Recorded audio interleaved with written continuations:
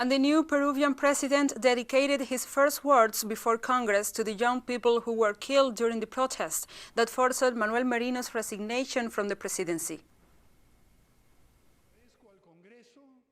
I thank Congress, I thank citizens for this top appointment, but this gratitude is also a commitment. These are my first words, and I use them to remember the young citizens, Jack Bryan Pintado Sanchez and Jordan Inti Sotelo Camargo, who unfortunately died during recent days, and who expressed and saw citizens' mobilizations carried out in the legitimate exercise of the fundamental right to protest. In this sense, the newly installed President of Peru apologized to the relatives of the dead and to all the young people who have marched in defense of democracy.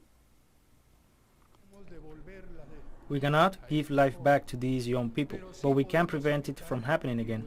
We can also strongly support the injured, some of them seriously injured, in the name of the state. I asked their families for forgiveness, and to them and all the young people who marched to defend democracy and made us remember, many of us who are already old, the importance of the vocation of the service.